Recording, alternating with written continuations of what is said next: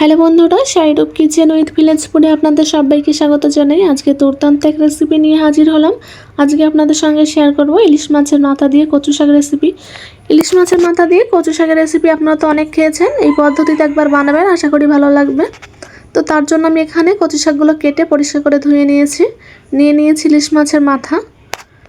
কচু শাকগুলো এখন সিদ্ধ হওয়ার জন্য আমি এখানে পরিমাণ মতো জল দিয়ে দিলাম পরিমাণ মতো লবণ আর হলুদ দিয়ে আমি এক এক করে কচু শাকগুলো আমি কড়াইতে দিয়ে দিলাম।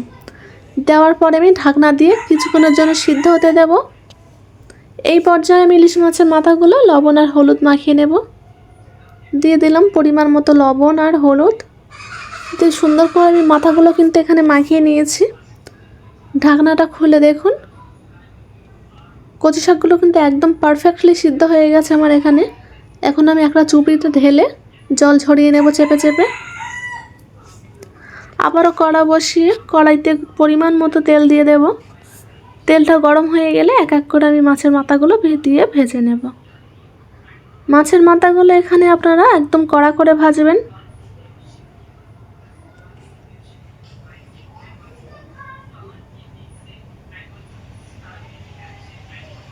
তো মাছের মাথাগুলো কিন্তু এখানে আমি সুন্দর করে ভেজে নিয়েছি। এক এক করে এখন মাথাগুলো আমি তুলে নেব।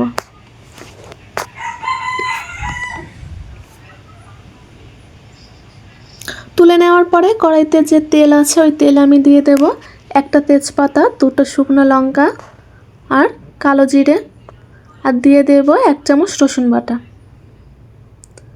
দিয়ে দেব পেঁয়াজ বাটা। পেঁয়াজ বাটা দেওয়ার পরে আমি এখানে জিরে মরিচ বাটা দিয়ে দিলাম।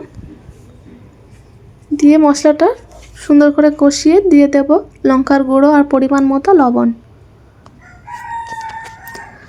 মশলাটা কিন্তু এখানে সুন্দর করে আমি কষিয়ে নেব। কষিয়ে নেওয়ার পরে আমি মাছের মাথাগুলো কড়াইতে দিয়ে দেব। মাছের মাথাগুলো দিয়ে আমি এরকম খুন্তি দিয়ে মাছের মাথাগুলো ভেঙে নেব। তো আমি এখানে কিন্তু সব মাথাগুলো একদম ভালোভাবে ভেঙে নিয়েছি দেখুন। এই পর্যায়ে আমি জল ঝরানো কচু শাকগুলো দিয়ে দেব। কচু শাকগুলো দিয়ে আমি 8 থেকে 10 মিনিট এরকম নাড়তে থাকবো একদম লো ফ্লেমে। একদমই জল থাকবে না, জলটা পুরোপুরি শুকিয়ে যাবে,